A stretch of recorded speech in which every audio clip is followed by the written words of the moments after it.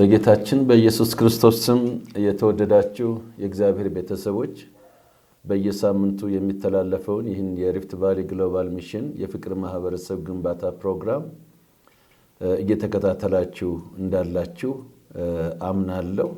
ፕሮግራሙ ደግሞ በብዙዎቻችሁ ልብ ውስጥ ትልቅ ስራ እንደሚሰራም አምናለሁ። የዚህ የሪፍት ቫሊ ግሎባል ሚሽን የፍቅር ማህበረሰብ ግንባታ ፕሮግራም ዋና ዓላማ አድርጎ የያዘው ከተሞችን በወንጌል መድረስ ነው። ባለፉት 5 ሳምንታት ወይም ደግሞ ባለፉት ሳምንታት የፍቅር ማህበረሰብ ግንባታ ዓላማዎች ምንድናቸው በሚል 5ቱን በተከታታይ አቅርቤያለሁ። እግዚአብሔር መንፈስ ቅዱስ በልቤ እንዳስቀመጠ ለማስታወስ ያህል የመጀመሪያው በሐዋርያት ሥራ ምዕራፍ 2:47 መሰረት እያንዳንዳቸው ሐዋርያቶች በአንድ ልብ ሆነው ወንጌልን በድንቅና በተአምራት በሚሰብኩበት ጊዜ ዕለት ዕለት የሰዎች መዳን ሆነ ይላል፣ ሞገስም ነበረባቸው ይላል። ስለዚህ የፍቅር ማህበረሰብ ግንባታ ዋናው አንዱ ዓላማ ለእግዚአብሔር ያዘጋጃቸውን ሰልፈኞች በማነሳሳት ወንጌል በድንቅና በተአምራት በመሰበክ ዕለት ዕለት ሰዎች ሲድኑ ማየት ነው። ለዚህ ነው የምንሰራው። ሁለተኛው ደግሞ ቅዱሳን እርስ በርስ አጥብቀው እንዲዋደዱ በዚህ ላይ ዓላማ አድርገን እንሰራለን። ሶስተኛው ቅዱሳን እርስ በርሳቸው በመረዳዳት በመደጋገፍ በቅዱሳን መካከል ያለውን ረሃብ፣ ችግር፣ ድህነትን የማቆም ስራን እግዚአብሔር በረዳን መጠን እየሰራን ያለ ነው። አራተኛው ደግሞ በወንጌል በምንሰራበት ማህበረሰብ ውስጥ የተቸገሩ እናትና አባት የሌላቸው ወይም ደግሞ ባል የሞተባቸው ባልቴቶች መጽሐፍ ቅዱስ እንደሚል ለድሆች እገዛ አድርጉ እንደሚል በዚያ ላይ ስራዎችን በመስራት ወንጌልን በተግባርም በስራም የመግለጽ ስራ ላይ አተኩረን እንሰራለን። እንደዚሁም ደግሞ የዘላቂ ኢኮኖሚ መገንባት በሚል ላይ ቤተክርስቲያንም ቅዱሳን በእጆቻቸው በመስራት ዘላቂ ኢኮኖሚ በመገንባት ያለባቸውን የገንዘብ ጥያቄ ወይም ደግሞ የኢኮኖሚ ጥያቄ ምላሽ በሚሰጥ መልኩ እየሰራን ያለ ነው። ለዚህ እንግዲህ ከማን ጋር ነው የምትሰሩት ብላችሁ ብታስቡ ስልታዊ አጋር አጥቢያ ቤተክርስቲያን አሉ። ሪፍት ቫሊ ግሎባል ሚሽን ወይም ደግሞ የፍቅር ማህበረሰብ ግንባታ ፕሮግራም የቤተክርስቲያን ቦታ የሚተካም አይደለም። በቤተክርስቲያን ስልጣን ስር ቤተክርስቲያን ያላትን ራዕይ የሚደግፍ ደግሞም ስልቶችን በማሳየት ዕለት ዕለት ሰዎች እንዲድኑ የማገዝን ስራ ነው የሚሰራው። በዚህ እግዚአብሔር ባርኮናል። ከተሞችንም እግዚአብሔር አሳልፎ ሰጥቶናል። አብረውን የሚሰሩ ስልታዊ አጋር ቤተክርስቲያን ለዚህ ምስክር ናቸው። ቅዱስ አምላክ እግዚአብሔር ስለረዳን እነዚህን 5ቱን ዓላማዎች ተግባራዊ እያደረግን እንገኛለን። ዛሬ ደግሞ ይዤላችሁ የቀረብኩት የዚህ የፍቅር ማህበረሰብ ግንባታ ፕሮግራም መሪ ቃላችን ኢያሱ ምዕራፍ 8 ቁጥር 1 ነው። ኢያሱ ምዕራፍ 8 ቁጥር 1 ውስጥ ያለውን ሐሳብ እግዚአብሔር በረዳኝና መንፈስ ቅዱስ በገለጠልኝ መሰረት ለማስተላለፍ እሞክራለሁ። እግዚአብሔር አምላክ የተመሰገነ ይሁን። እንደዚህ ነው የሚለው። እግዚአብሔር ኢያሱን ይላል። ምዕራፍ 8 ቁጥር 1 ነው። ኢያሱ ምዕራፍ 8 ቁጥር 1 ማነበው እግዚአብሔር ኢያሱን ይላል፣ አትፍራ፣ አትደንግጥ፣ ሰልፈኞችን ካንተ ጋር ውሰድ፣ ተነስተህም ወደ ጋይ ውጣ፣ የጋይን ንጉሥ ሕዝቡንም ከተማውንም ምድሪቱንም በእጅህ ሰጥቻለሁ ነው የሚለው። ይሄ መሪ ቃላችን ነው። እግዚአብሔር በልባችን ውስጥ ሬማ አድርጎ ያስቀመጠው ነው። አምናለሁ የማይፈራ የማይደነግጥ የወንጌል ሰልፈኛን እግዚአብሔር ያስነሳል። ኔምለስ ናቸው፣ ፌስለስ ናቸው፣ እነሱ ይነሳሉ። እግዚአብሔር አምላክ ከብሉይ ኪዳን ጀምሮ እስከ መጨረሻው እስከ ራእይ መጽሐፍ ስናነብ የተጠቀመባቸው ሰዎች በጣም የታወቁ ገናናዊ ሳይሆኑ ኔምለስና ፌስለስ ናቸው በህብረተሰቡ በያሉበት በደረሱበት ክፍለ ዘመን ማለት ነው። ሐዋርያቶችንም ብንወስድ ዓለምን በወንጌል የለወጡ በመስዋዕትነት የእግዚአብሔርን መንግሥት የሰሩት እንደዚሁ ኔምለስና ፌስለስ ነበሩ እንጂ የታወቁ አልነበሩ። የሚገርመው ኢሳይያስ 53ንም እንኳን ስንመለከት ኢየሱስ ክርስቶስ በዛን ጊዜ ፌስለስና ኔምለስ ነበረ። ያ ነበር ለብዙዎችም ጥያቄ ሆነባቸው። ስለዚህ አምናለሁ የማይፈሩ የማይደነግጡ በእግዚአብሔር የሚታመኑ እግዚአብሔር ማን እንደሆነ የሚያውቁ መቼም ሁለት ነገሮች መሰረታዊ ነገሮች ናቸው ለማንኛውም አማኞች። የመጀመሪያው የምከተለው አምላክ ብዬ የምጠራው ይሄ የእስራኤል ቅዱስ ማን ነው? ይሄ ዘላለም አምላክ የምንለው ማን ነው? ይሄ ኤልሻዳይ ነው የምንለው ማን ነው? የሚለውን የምንከተለውን እግዚአብሔር በሚገባ ማወቅ ብቻ ሳይሆን ቃሎቹ በልባችን ውስጥ ዱብ ማለት አለባቸው። በመረጃ የምናውቀው ቃል ልንሰብከው እንችላለን፣ ስንጸልይም ልናነበንበው እንችላለን፣ ግን በሕይወታችን ይገለጣል ማለት አይደለም። አንዷ ግን ወደ ልባችን የገባችው ያቺ ቃል ሕይወታችን ለውጣ እስከ መጨረሻ ድረስ ትሸከመናለች። ሁለተኛው እኔ በእግዚአብሔር ማን ነኝ? ለምንድነው እግዚአብሔር በልጁ በክርስቶስ ኢየሱስ ያገኘኝ? ለምንድነው ዳግመኛ የተወለድኩት አዲስ ፍጥረት የሆንኩት? ለምንድነው በዚህ ምድር እግዚአብሔር በሰጠኝ ጊዜ ምንድነው ተልኮ ያለኝ? ተልኮዬ ምንድነው? መቼም በሰዎች ልብ ውስጥ ሁለት ነገሮች ይቀመጣሉ። ሁለት ንጉሶች አሉ። አንዱ ንጉስ አንዱ ጌታ ኢየሱስ ነው፣ አንዱ ደግሞ ገንዘብ ነው።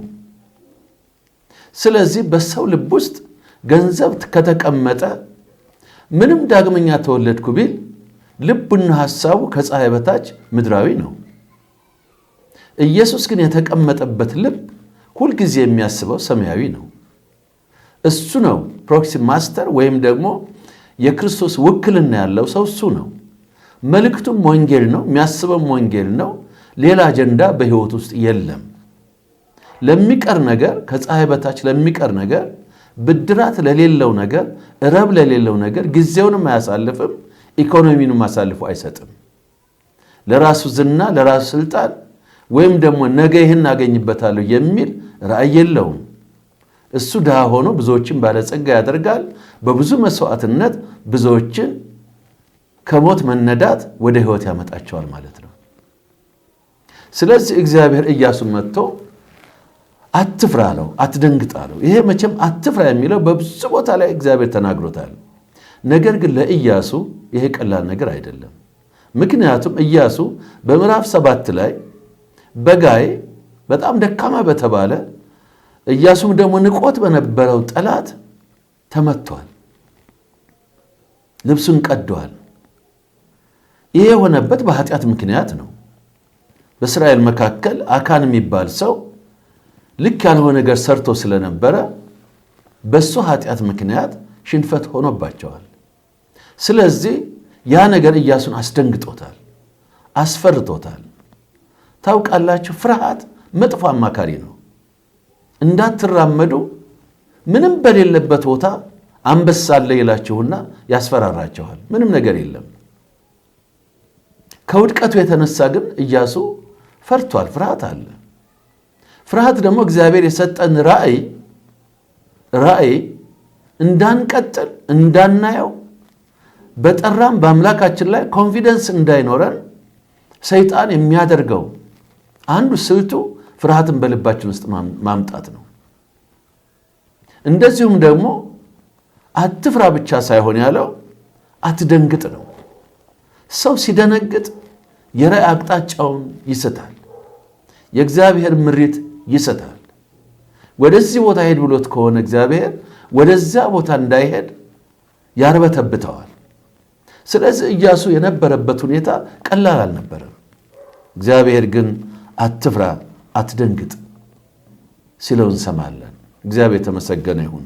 ምክንያቱም እነዚህ ሁለት ነገሮች እንቅፋት ናቸው። ዛሬም ላለን የቤተ ክርስቲያን መጋቢዎች ምንም አይነት ታይትል ያለን ግን በእግዚአብሔር መንግሥት ውስጥ የምናገለግል ሁሉ ፍርሃትና ድንጋጤ በኢየሱስ ክርስቶስ ስም ከሕይወታችን ይራቅ። የእግዚአብሔር መንግሥት ሠራተኞች፣ ለትልቅ ዓላማ የተጠራን የእግዚአብሔር ሕዝቦች፣ አያችሁ፣ ፍርሃትና ድንጋጤ በሕይወታችን ካለ ሁልጊዜ በስጋት ውስጥ ነው የምንኖረው። እግዚአብሔር በእጆች ጥላ ጋርድሃለሁ እያለ፣ እግዚአብሔር እኔ ካንተ ጋር ነኝ እያለ፣ እግዚአብሔር እኔ ስላንተ አስብልሃለሁ እያለ፣ የሚያስጨንቀን ሁሉ በእኔ ላይ አድርገው እያለ፣ አሁንም የምንፈራ የምንጨነቅ ከሆነ እኔ ካንተ ጋር ነኝ አትፍራ አትደንግጥ የሚለው ቃል በማይንዳችን ውስጥ መረጃ ሆኖን እንጂ የተቀመጠው ወደ ልባችን አልወረደም ማለት ነው። ወደ ልባችን በሚወርድበት ጊዜ እንደኛ ደፋር፣ እንደኛ ጥበበኛ፣ እንደኛ አስተዋይ፣ እንደኛ ኮንፊደንሱን በአምላኩ ላይ የሚያደርግ የሚቆም ፍጡር አይኖርም። ምክንያቱም እኛ ተራ ሰዎች አይደለንማ። በእኛ ልብ ውስጥ ያለው የነገሰው የተቀመጠው ኢየሱስ ክርስቶስ ከሆነ ድረስ እሱን ያሸነፈው በሰማይም በምድርም እስከሌለ ድረስ እኛ ሊያሸንፈን የሚችል አንዳችም ነገር የለም። ለሽንፈት ምክንያቶቻችን ኃጢአት ነው። በቅድስና ከኖርን ከእግዚአብሔር ጋር በፍጹም ኅብረት የምንኖር ከሆነ በመንገዱ በሐሳብ ውስጥ የምንሄድ ከሆነ እግዚአብሔር ለብዙዎች በረከት እያደረገ በመስዋዕትነት ሕይወታችን እንኳን እየከበረ ያችን የከበረች አካሉን ቤተ ክርስቲያን ሲገነባ እናየዋለን እንጂ በምንም አይነት መንገድ የሚያሸንፈን ወይም ደግሞ የሚያረበትብተን ነገር አይኖርም። እግዚአብሔር ይመስገን።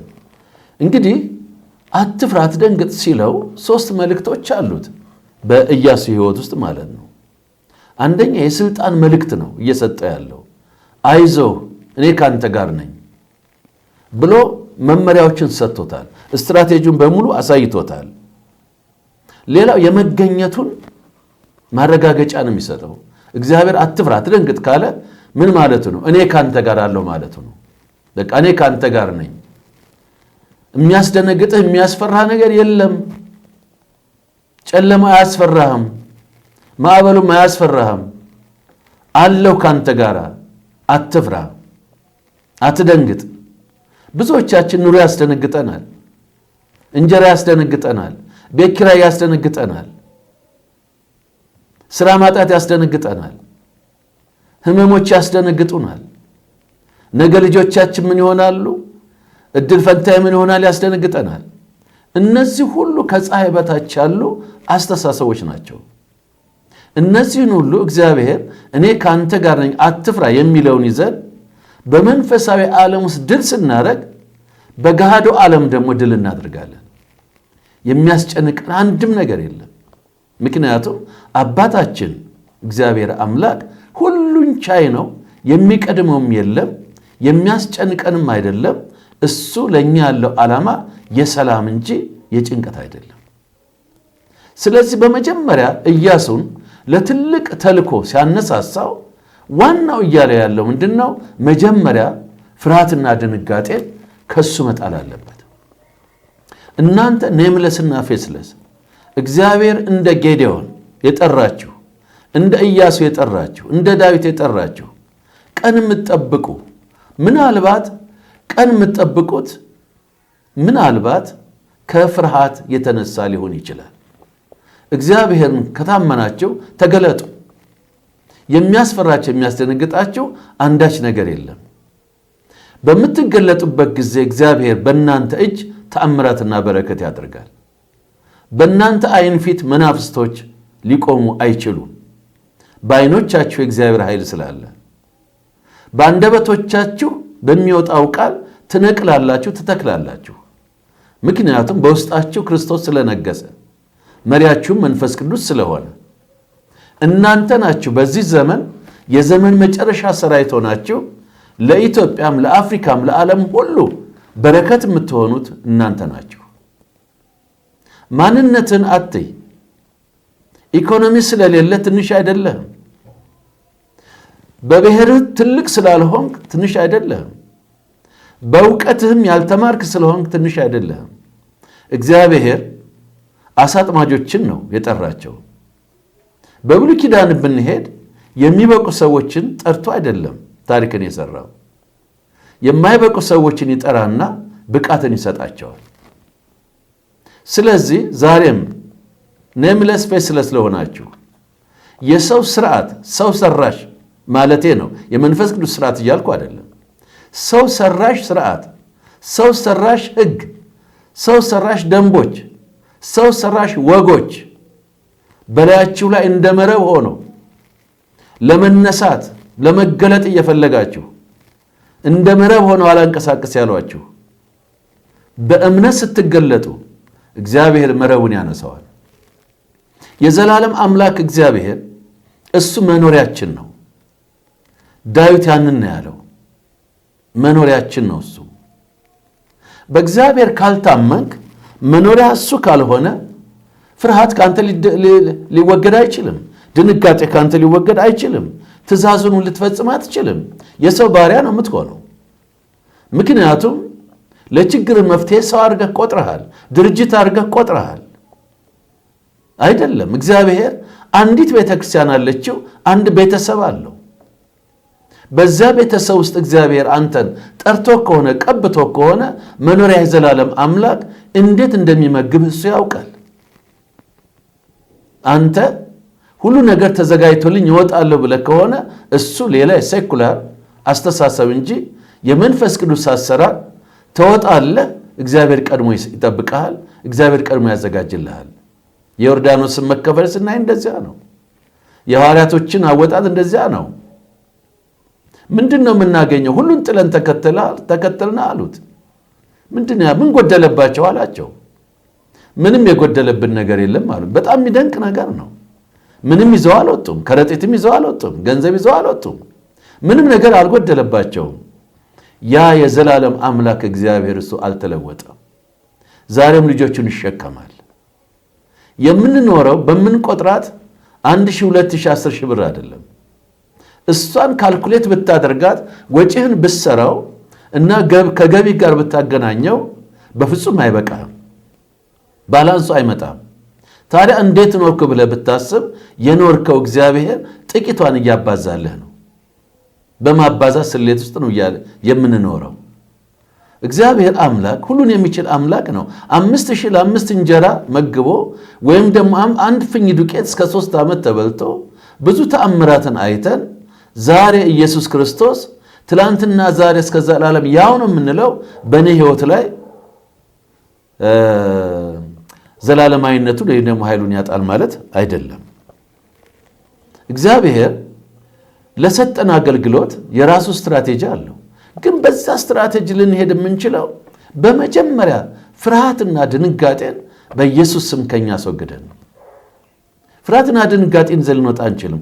ሁሉ ያስፈራናል። አንበሳ የለም። ሰው ሲናገር አንበሳ ይሆንብናል። ሕጎች አንበሳ ይሆንብናል። ደንቦች አንበሳ ይሆንብናል። እንግዲያውስ ለኛ የመንፈስ ቅዱስ ሥርዓት፣ የእግዚአብሔር ቃል ሕግ፣ የእግዚአብሔር ቃል ወግ እነሱ ሕይወታችን ናቸው። ማንኛውም በእግዚአብሔር ቃል ላይ የሚደገፍ ሁሉ ልንታዘዝና ልናደርግ ግዴታችን ነው። እሱ የእግዚአብሔር ልጆች መለያቸው ነው ማለት ነው። ስለዚህ ወገኖች ሆይ ዛሬ ትልቁን ለመናገር የምፈልገው የእግዚአብሔርን ቃል በመስማት ከፍርሃትና ከድንጋጤ ነፃ እንድንሆን ነው።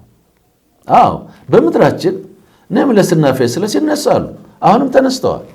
ሙታን እየተነሳ ነው። እውነት ነው። ይሄ እንግዲህ በገስታውስ አይደለም እላችሁ። ስለሱ ምን መናገር አልፈልግም። ነገር ግን ገስታውስን በመኮነን ዘይቶችን በመኮነን ውሃን በመኮነን ለውጥ እናመጣለን የሚል እምነት የለኝም። እምነቴ ግን እግዚአብሔር የቀባቸውን ኔምለስና ፌስለስ የሆኑትን ቦታ እንስጣቸው፣ እናስታጥቃቸው፣ እናስተምራቸው፣ ደቀ መዝሙር እናድርጋቸው፣ እንንከባከባቸው። እነሱ የእግዚአብሔር እንቆች ናቸው፣ የቤተ ክርስቲያን በረከት ናቸው። እነሱ ሲገለጡ ሁሉም ቀጥ ያደርጉታል። አዋጅ አያስፈልግም፣ ደብዳቤ አያስፈልግም፣ ደንብ አያስፈልግም። ምንም ሙግት አያስፈልግም። እነዚህ ኃያላን በተገለጡ ጊዜ ሐሰተኛ አሰራሮችና ሐሰተኛ ትምህርቶች፣ ልምምዶች በራሳቸው ይቆማሉ። በክርክር አታቆማቸው። ይልቁንም በዘመን መጨረሻ በምድራችንም እየጨመረ የሚመጣ ክፎች አሉ። አንዱ የቱርክን አወዳደቅ ድሮ ክርስትና የነበረች ሀገር በሌላ እምነት የተለወጠችበት አንዱ ወንጌል ተስቶ ወይም ደግሞ ወንጌል ተረስቶ እነዛ ድንቅ ቤተክርስቲያን ወንጌልን ትተው ከምቾት የተነሳ ጥቃቅን ርዕሶችን እየያዙ መከራከር ጀመሩ። እኔም በሚዲያ ብዙ ተከታታይ ባልሆንም አያለው። ሰው ከዳነ በኋላ ይጠፋል አይጠፋም፣ አንድ ስንት ወር ሙሉ ያዘው አየሩን። እንደገና ደግሞ አንዱ መጣና በልሳን ባልናገር ብናገር አለ። ቢያንስ 1 ወር 2 ወር ደግሞ አየሩን ያዘው። አሁን ደግሞ ሰይጣን ብልህ ነው። ሐዋርያቶች ነቢያቶች የሉም አሉ። ደግሞ አሁን ደግሞ አየሩን ይዞታል። የሚገርም ነው። ይሄ የቱርክ አወዳደቅ መንገድ ላይ ነው አሁን ያለ ነው። ጥንቃቄ ልናደርግ ያስፈልጋል። ያ እኛ እሾ አይደለም። እሾአችን የተጠራንበት ዳግመኛ የተፈጠርንበት ዋናው ኢየሱስ ክርስቶስ ጌታ እንደሆነ፣ ኢየሱስ እሱ ክርስቶስ እንደሆነ፣ የመዳን መንገድ እንደሆነ፣ በሞትና በትንሣኤ የተሰራውን የመስቀሉን ሥራ ለማወጅ ነው። በዛን ጊዜ ነው ድንቅና ተአምራት ይከተላሉ። ምድሪቷ በእግዚአብሔር ክብር ትሞላለች። ሰዎችም ወደ ንስሐ መንፈስ ይመጣሉ። አገሪቱ በሰላም ትሞላለች። አመፀኞች በምድራችን ላይ የሚመለኩ አመፀኞች፣ ክፉ መናፍስቶች ስራቸው ይፈርሳል። ከምን የተነሳ? ከእግዚአብሔር ክብር የተነሳ። ዛሬ ጥሪ ባጭሩ ኔምለስ ፌስለስ የሆናችሁ የወንጌል ኃያላን የዚህ ዘመን መጨረሻ ሰራዊት በብዙ መረብ ውስጥ ያላችሁ መልእክቴ ከእግዚአብሔር ተቀበልኩት። አትፍሩ፣ አትደንግጡ ይላቸዋል እግዚአብሔር። ውጡ፣ አትፍሩ፣ አትደንግጡ። የሚያስፈራችሁ የለም። የሚያስፈራችሁን የቀረጸባችሁ ሕሊናችሁ ነው። የሰው ድምፅ ነው፣ ሁኔታዎች ናቸው። ገንዘብ የለም አይኑር፣ ውጣ። ይሄ የለኝም ይሄ የለኝም የሚል ሚዛን እግዚአብሔር የለውም። ታምኖ መውጣት ብቻ ነው። እናንተም የቤተ ክርስቲያን መጋቢዎች፣ መሪዎች እግዚአብሔር የቀባቸውን እየለያችሁ ስፍራ ስጧቸው። በእኛ ሕግና በእኛ ስርዓት አይደለም ምንቀባቸው። መንፈስ ቅዱስ 5 ዓመት በጌታ የቆየው ሊቀባው ይችላል፣ ሊያስነሳው ይችላል። 1 ዓመት የቆየው ሊያስነሳው ይችላል። የውሃ ጥምቀት በወሰደ ማግስት ሊያስነሳው ይችላል። እኔ ሲኒየር ነኝ እንዴት ይሆናል አንበል። ስራ የእግዚአብሔር ነው። እኛ እግዚአብሔር የሚለን ከማድረግ ውጪ ምንም በእኛ ያመጣነው ነገር የለም። መዳናችንም ከሱ ነው። ስጦታውም እሱ ነው። ዛሬም የተቀመጥንበት ወንበር ከሱ የተነሳ ነው። ምን ሰብከው ከሱ ነው። ሁሉም ከሱ ነው፣ ለእርሱ ነው፣ በእርሱ ነው። ሌላ ነገር የለም። እግዚአብሔር አምላክ ይርዳን። በዚያንም መንገድ ከቀጠልን ምድራችን እንታደጋለን። አይደለም ለኢትዮጵያ ለሙሉ ለአፍሪካና ለሚድል ኢስት የሚበቃ ሪሶርስ ኢትዮጵያ አላት። በአንድነት ተቀናጅተን ይህን የእግዚአብሔር መንግስት እናሰፋለን። ስለሰማችሁኝ፣ ልባችሁን አስፍታችሁ ስላዳመጣችሁኝ እግዚአብሔር አምላክ ይባርካችሁ። በኢየሱስ ክርስቶስ ስም ለበረከት ሁኑ። ወንድማችሁ ዶክተር ገዛኸኝ አሰማማው የሪፍት ቫሊ ግሎባል ሚሽን ፕሬዝዳንት ሆኜ ያገለግላሉ። ተባረኩ።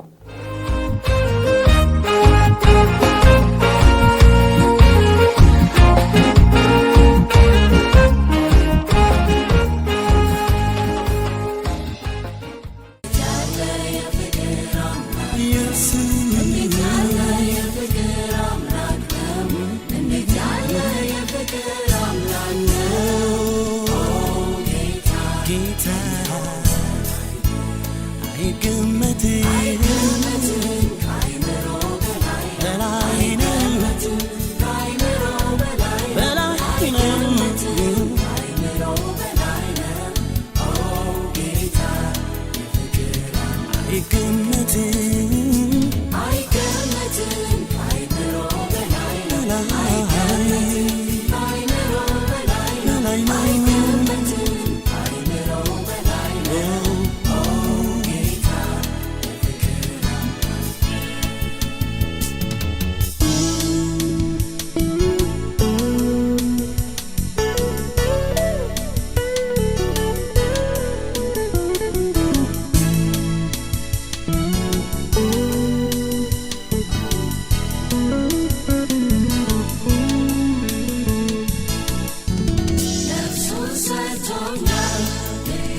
ከእስር ሊያድን ራሱን ሰውቷል። ሊያወጣኝ ከሲኦል በቀራንዮ ፍቅሩ ለእኔ የገለጸው ኢየሱስ ለእኔ የፍቅር አምላክ ነው። ጌታን እወደዋለሁ የፍቅር አምላክ ጌታን እወደዋለሁ የፍቅር አምላክ እንዴት ያለ የፍቅር አምላክ ነው እንዴት ያለ የፍቅር አምላክ እንዴት ያለ የፍቅር አምላክ ጌታ እንዴት ያለ የፍቅር አምላክ ኢየሱስ እንዴት ያለ የፍቅር አምላክ ነው እንዴት ያለ የፍቅር አምላክ ነው ጌታ አይገመትም